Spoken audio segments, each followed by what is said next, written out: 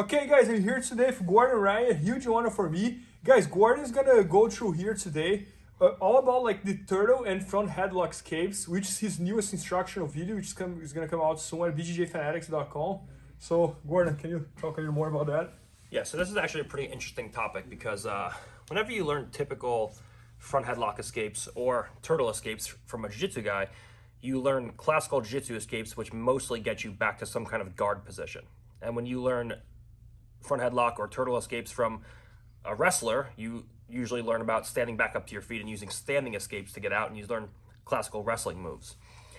So our job as submission grapplers in our sport is to take the things that are applicable from wrestling to use them effectively in our sport. Some things that are applicable in our sport aren't applicable in wrestling, and some things that are applicable in wrestling we can't use in our sport. There's different scoring criteria, there's different rules, and the big thing for us is when we're doing jiu-jitsu, there's submissions involved. Okay, so the first thing is that we have to worry about is we can't get submitted. If a guy locks in a submission, a guillotine, and we don't address it and we get submitted, the match is over.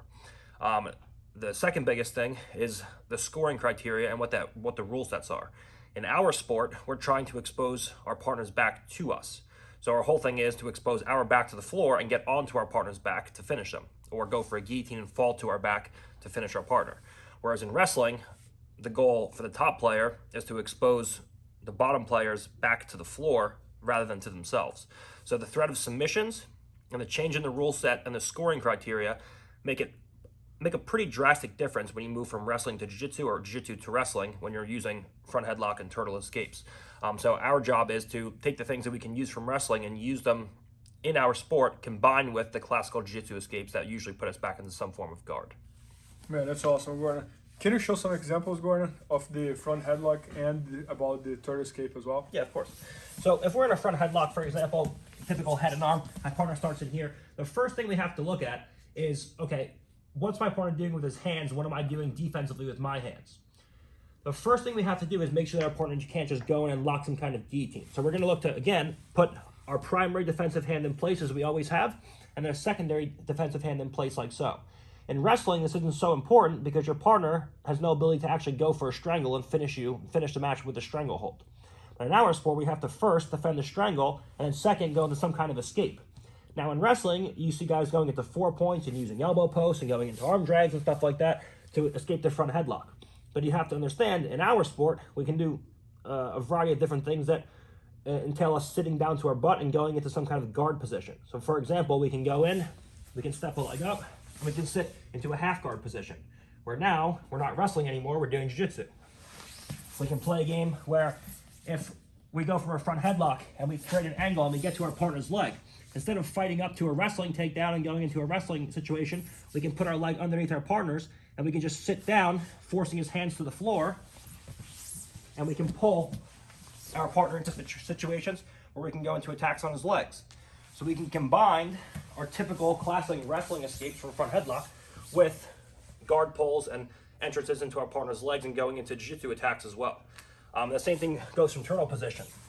If he has a situation where he's in a back head and arm, I can't just come up and pop up right to referee position where now he just punches a hand underneath my neck and I'm getting strangled and things start to go south from here. So the first thing is I always look to defend the back head and arm, and I look to go into escapes from here.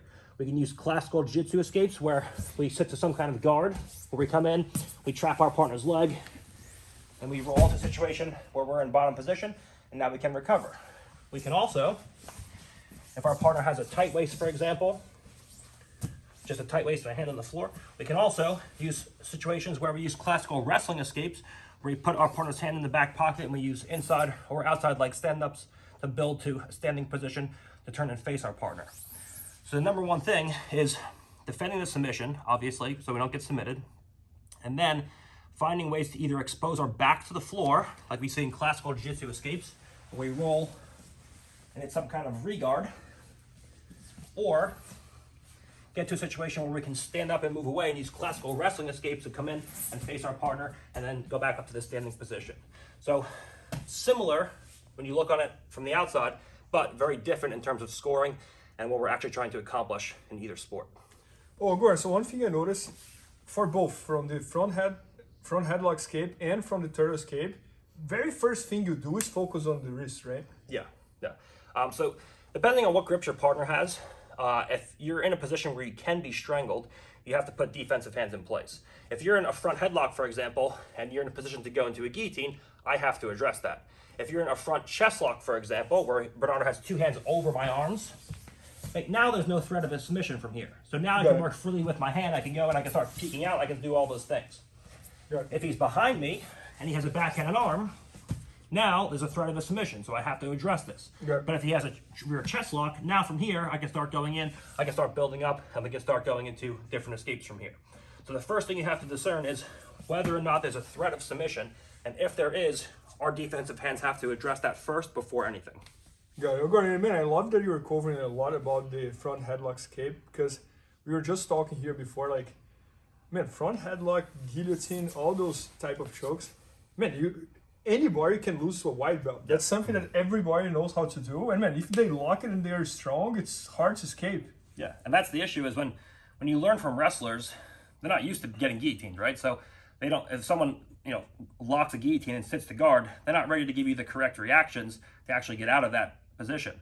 And if you work with a jiu-jitsu guy, they're not really qualified to give you the correct reactions on and thumb posting and arm dragging and getting up to your feet and using traditional wrestling escapes. So we have to be able to look at the sport of wrestling and take things from wrestling that we can use and are applicable in our sport. Yeah, no, man, that completely makes sense. And I see a lot of people that they started doing wrestling, and same time that they get good at takedowns, they start going through a bunch of guillotines, and they start tapping a lot because they're so focused on the takedown, they forget about the neck, forget about this, forget about that.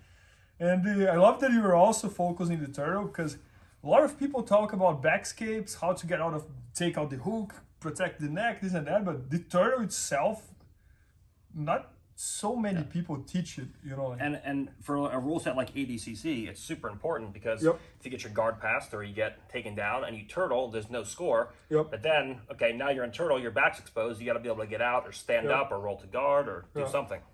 So it's super important. Yeah, so guys, the next instruction from Gordon, all about front headlock escapes and turtle escapes, is going to come out very soon at IBJJFanatics.com.